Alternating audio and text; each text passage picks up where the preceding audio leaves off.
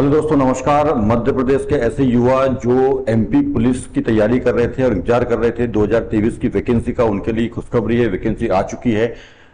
एमपीईएसबी यानी मध्य प्रदेश कर्मचारी चयन मंडल भोपाल के द्वारा नोटिफिकेशन एमपी पुलिस एमपी आरक्षक भर्ती का जारी कर दिया गया है। आप यहां पे देख रहे हैं, पुलिस मुख्यालय गृह पुलिस विभाग मध्य प्रदेश शासन के अंतर्गत आरक्षक संवर्ग कार्यपालिक की सीधी भर्ती हेतु चयन परीक्षा 2023 परीक्षा संचालन एवं नियम पुस्तिका आ चुकी है, रूल बुक आ चुका है और इसके जो फॉर्म स्टार्ट हो रहे हैं, ऑनलाइन आवेदन भरने की जो प्रारंभ तिथि है वो 26/6 मतलब कल से 26 जून से, आज 25 जून है, कल 26 जून 2023 से स्टार्ट हो रहे हैं। और ये आवेदन की अंतिम तिथि जो है, अब देखिए अंतिम तिथि जो है 10 जुलाई 2023 तक है, मतलब 26 जून से 10 जुलाई तक आप ये फॉर्म भर सकते हैं। और संशोधन की जो तिथि है वो 15 जुलाई लास्ट जो है 5 दिन बाद, मतलब लास्ट डेट के 5 दिन बाद तक आप संशोधन कर सकते हैं। ठीक है, तो याद रखिए 26 यानी कल से 26 जून से 10 जुलाई तक ये फॉर्म भरे जाएंगे। लगभग 15 दिनों का समय मिलेगा फॉर्म भरने का। और परीक्षा दिनांक और दिन तो 12/8/2023 से प्रारंभ होगी, मतलब 12 अगस्त से ये एग्जाम प्रारंभ होगी। लगभग 1 महीना या 1.5 महीना जिससे फॉर्म भरेंगे उसके हिसाब से चलेगी। ठीक है, यहाँ पे हम देखेंगे कि अनारक्षित अभ्यर्थी के लिए जो फीस है, तो जनरल के लिए जो फीस है वो 500 रुपए है प्रति प्रश्न पत्र, और SC/ST OBC जनरल और SC/ST OBC और EWS के लिए 250 रुपए प्रति प्रश्न पत्र है। यहाँ पे दोनों वैकेंसी आ चुकी है, बम्पर वैकेंसी है, लगभग 7,411 मतलब 7411 पदों पर वैकेंसी है, जिसमें 2 तरह के पद है। आरक्षक GD विशेष सशस्त्र बल के लिए और विशेष सशस्त्र बल छोड़ करके, और दूसरा इसमें रेडियो ऑपरेटर के भी पद है। अभी हम पूरा विवरण यहाँ पे देखेंगे, आप मेरे साथ बने रहिए, देखते रहिए। तो आप ध्यान रखिए 26 यानी कल से स्टार्ट हो रही है, अंतिम जो तिथि है वो 10 जुलाई है, और जो एग्जाम स्टार्ट होगा वो 12 अगस्त से स्टार्ट होगा। लगभग 1 महीने 1.5 महीने तक लगभग चलेगा। बाकी जानकारी को हम आगे देखते हैं। और ठीक है, एग्जाम जो है आरक्षक भर्ती का वो 12 अगस्त से स्टार्ट होगा। 2 पाली में एग्जाम होगा। जो पहला पाली है वो 9:30 बजे से 11 साढ़े 11 बजे तक 2 घंटे का एग्जाम होगा। सेकंड पाली जो रहेगा दोपहर वाला वो 2:30 बजे से 4:30 बजे तक 2 घंटे एग्जाम रहेगा। रिपोर्टिंग टाइम जो है 7:30 से 8:30 के बीच का रहेगा सुबह का, और दोपहर का 12:30 से 1:30 के बीच का रिपोर्टिंग टाइम रहेगा। ठीक है, आधार पंजीयन अनिवार्य है, ध्यान रखिएगा। डॉक्यूमेंट्स के लिए आधार पंजीयन अनिवार्य है। आपका जो बायोमेट्रिक है वो चालू होना चाहिए, क्योंकि बायोमेट्रिक आपका होगा साथ साथ, और बाकी चीजें वही यथावत है। हम देखते हैं बाकी सारी चीजों को यहाँ पे एक एक करके समझते जाएंगे, देखते जाएंगे। आप मेरे साथ बने रहिए वीडियो में। हाँ, यहाँ पे देखेंगे अपन तो आरक्षक सामान्य ड्यूटी, देखो यहाँ पे पदों का पूरा विवरण दिया हुआ है। आरक्षक सामान्य ड्यूटी जनरल गैर तकनीक दोनों पद यहाँ पे दिए हैं। तो 2 पद हैं, आरक्षक सामान्य ड्यूटी विशेष सशस्त्र बल और आरक्षक सामान्य ड्यूटी जनरल ड्यूटी विशेष सशस्त्र बल को छोड़ करके। तो हम यहाँ पे टोटल जो पद हैं वो 7090 पद हैं। किसके? आरक्षक GD वाले, जो विशेष सशस्त्र बल और विशेष सशस्त्र बल को छोड़कर है वो 7090 पद हैं, 7090।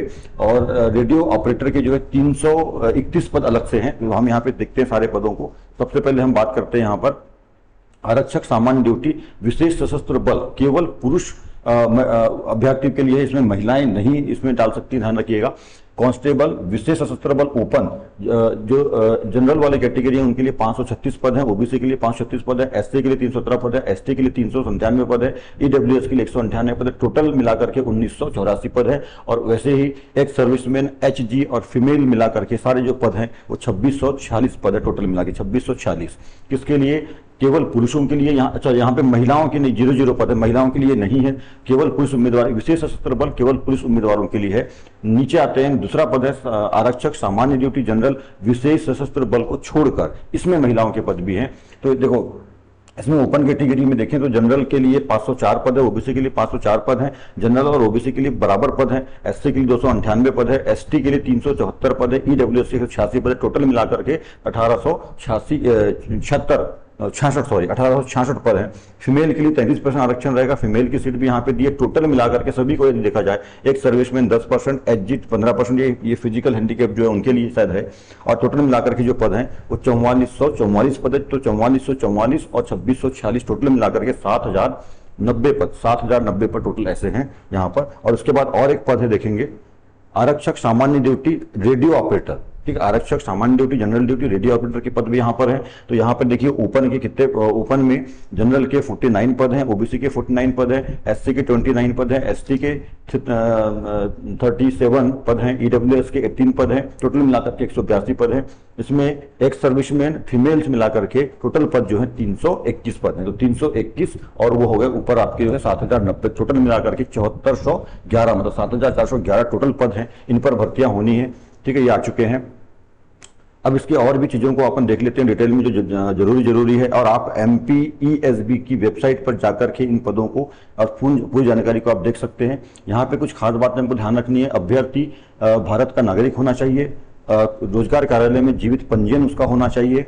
दूसरी बात, 2 से अधिक जीवित बच्चे नहीं होने चाहिए उसके, और अभ्यर्थी के पास 10/7/2023 मतलब जो फॉर्म भरने की अंतिम तिथि है 10 जुलाई 2023 तक निम्नलिखित दस्तावेज पूरे होने चाहिए। आयु एवं उससे छूट वाले जो भी दस्तावेज है वो पूरे होने चाहिए। शिक्षा जो मांगा है 10वीं पास होना मांगा है इसमें, तो 10वीं पास वाला कैंडिडेट इसमें भर सकते हैं, आगे देखेंगे हम। तो शिक्षा 10वीं जो है वो होना चाहिए कंप्लीट। होमगार्ड या भूतपूर्व सैनिक का कोई प्रमाण पत्र वगैरह जो कुछ भी है वो कंप्लीट होना चाहिए इस डेट तक, 10 जुलाई तक। हाँ, यहाँ पे कुछ विशेष लोगों को छूट भी मिलेगी, जैसे यहाँ पे देखिए भूतपूर्व सैनिक के लोगों को, और बहुत सारी बातें यहाँ पर है। और राष्ट्र एनसीसी में जिनका सी प्रमाण पत्र है, एनसीसी में सी प्रमाण पत्र, और भूतपूर्व सैनिकों को 5% है ना, 5% अतिरिक्त अंक मिलेंगे, ये भी ध्यान रखिएगा। जो जितने भी संवर्ग हैं आरक्षक के जितने भी पद है उनका जो वेतनमान है 19,500 से 62,000 तक का वेतनमान, अच्छा खासा वेतनमान है ये, ठीक है। और आगे देखेंगे कुछ खास बातों को यहाँ पर।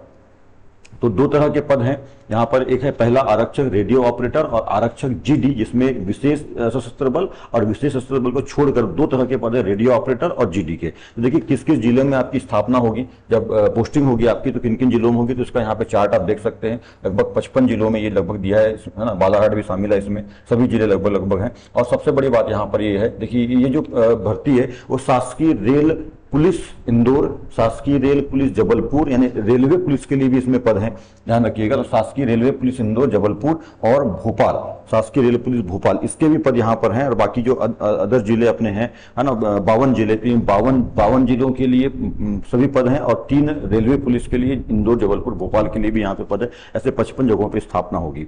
तो रेलवे पुलिस के भी इसमें पद हैं, ये बहुत अच्छी बात है। अच्छा, यहाँ पे आप देखेंगे न्यूनतम शैक्षणिक अर्हताएं क्या क्या है इसमें, है ना।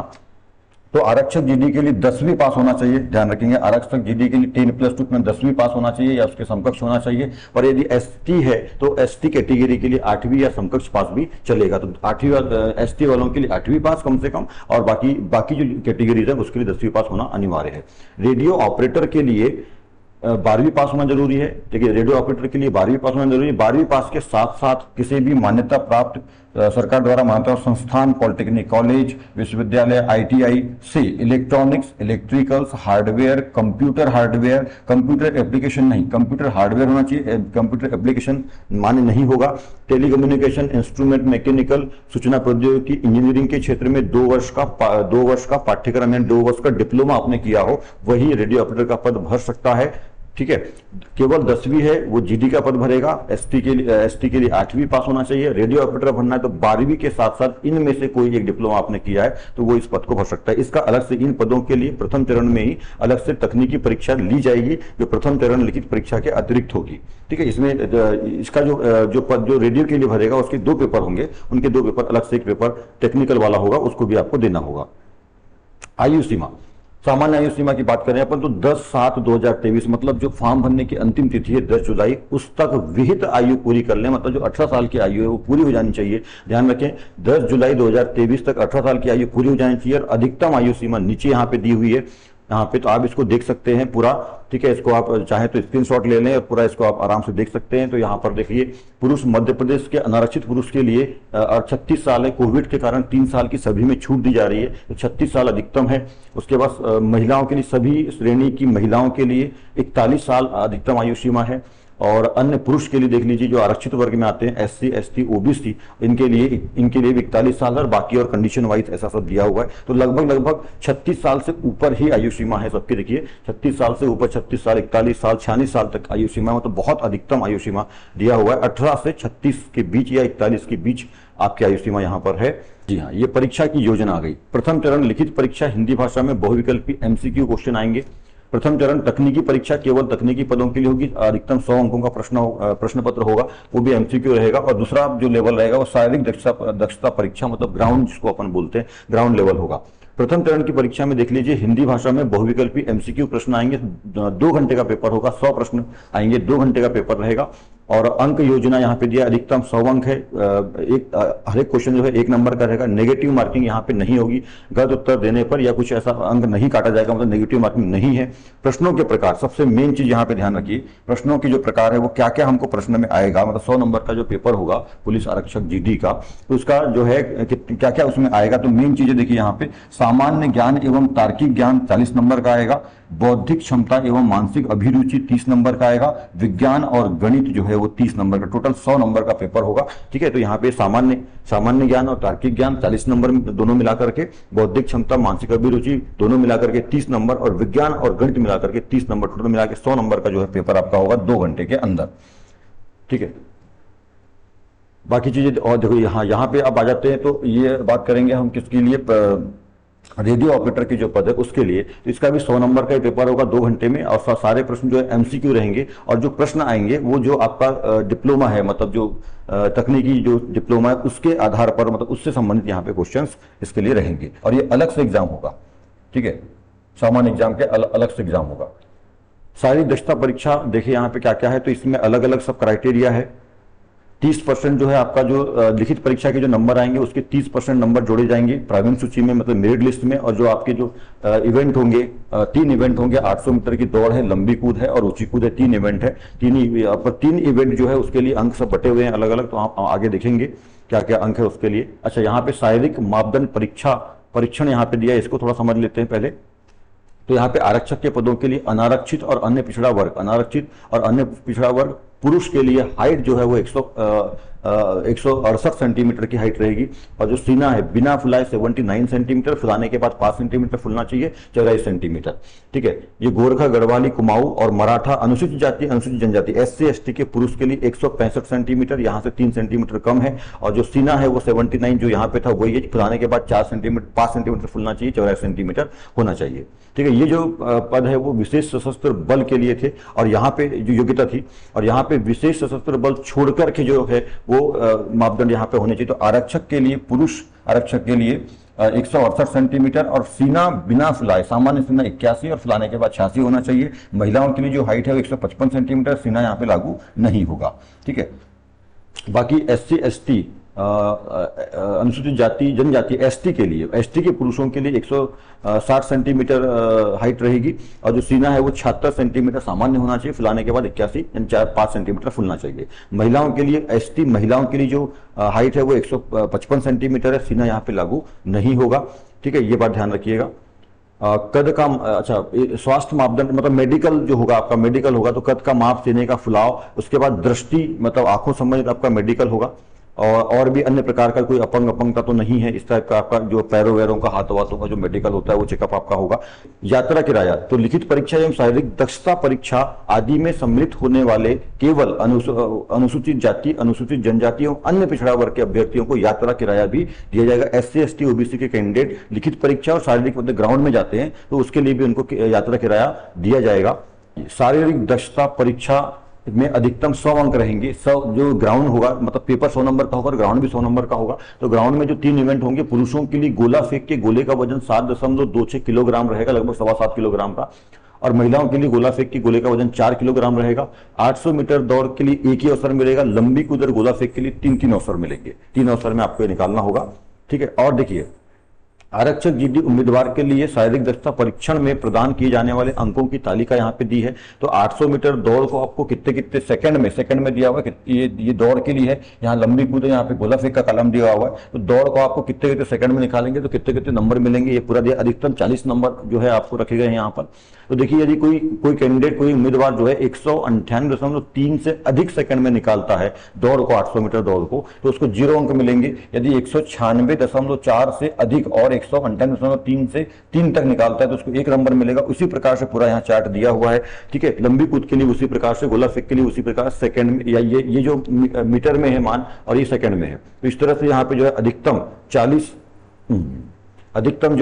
40 अंकों तक के लिए, अरे यार अधिकतम अंक 40 है, मतलब 124.2 सेकंड से कम समय में यदि कोई निकालता है तो उसको अधिकतम 40 अंक मिलेंगे। इसी प्रकार से यहाँ पे लंबी कूद और गोला फेंक के लिए भी यहाँ पे दिया हुआ है। ठीक है, इसको आप देख सकते हैं। अब बात करते हैं महिलाओं के लिए। तो महिलाओं के लिए 800 मीटर दौड़ निकालना है, उसके लिए 161.8 सेकंड से अधिक सेकंड में निकालते हैं तो 0 अंक है। उसके बाद एक 259.6 से अधिक और 261.8 सेकंड से कम तक निकालते हैं तो उसके लिए 1 अंक है। उसी प्रकार से 2 अंक, 3 अंक, 4 अंक। और यहाँ पे लंबी कूद और गोले फेंक का भी पूरा जो है कैलकुलेशन यहाँ पे दिया हुआ है। इसमें भी अधिकतम जो है 40 अंक है। देखिए अधिकतम 40 अंक है। 176 से कम सेकंड में यदि कोई दौड़ निकालता है 800 मीटर का तो उसको अधिकतम 40 अंक मिलेंगे। ठीक है, उसी प्रकार से देखिए यहाँ पे शिथिल मापदंड के साथ होमगार्ड, भूतपूर्व सैनिक सभी 3 विधाओं में, मतलब जो 3 दौड़ है, गोला फेंक है और लंबी कूद है, उन तीनों के लिए यहाँ पे कंडीशन दी है।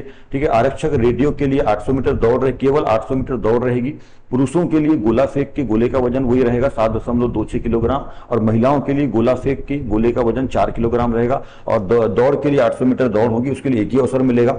जो पहले कंडीशन होती थी कि 800 मीटर दौड़ को जो 2.45 सेकंड में निकालेगा वही क्वालिफाई मानते थे और बाकी जो नहीं निकालेंगे उसको बाहर कर। अब वो कंडीशन नहीं है, जो कम सेकंड में भी निकालेगा वो भी क्वालिफाई हो सकता है, उसका मेरिट बनेगा, जैसा आपने देखा। तो ये सबसे अच्छी बात है।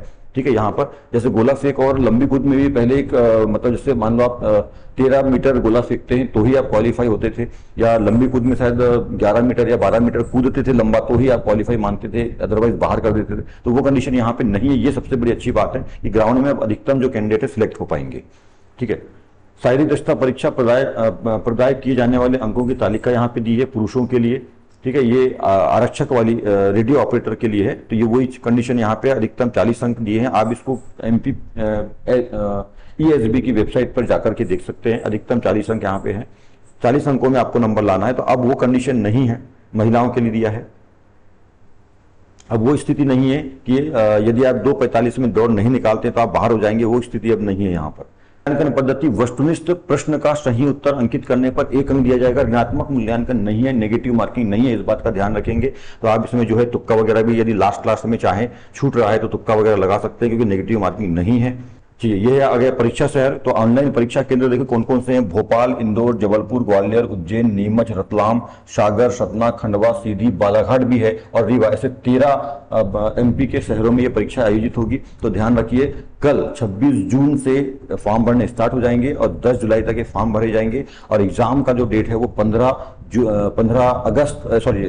अगस्त से स्टार्ट होगी। लगभग 1 से 1.5 महीने जो भी जितने कैंडिडेट फॉर्म भरेंगे उसके अकॉर्डिंग इन 13 शहरों में एग्जाम्स होगी। और कितने दिन चलेगा, तो लगभग 1-1.5 महीना चलता है एग्जाम। तो इस तरह से ये नोटिफिकेशन आ चुका है और कल से फॉर्म स्टार्ट हो रहे हैं भरना। तो जो तैयारी करने वाले कैंडिडेट हैं वो जल्दी से अपना फॉर्म भर लें और जीवित रोजगार पंजीयन होना चाहिए, ध्यान रखेंगे, वही मान्य होंगे। बहुत सारे पद हैं, 7,411 पद पे भर्ती है। बहुत अच्छी भर्ती 2023 की और बहुत जल्दी ये भर्ती होने वाली है। तो आपने नोटिफिकेशन देख लिया। यदि वीडियो आपको अच्छा लगा है तो लाइक और कमेंट कर लीजिए, चैनल को हमारे सब्सक्राइब कर लीजिए। ऐसे ही हम जानकारी आपको देते रहेंगे। तो इस वीडियो को यहीं पे खत्म करते हैं और नेक्स्ट जानकारी के लिए बने रहिए। So thank you, good luck.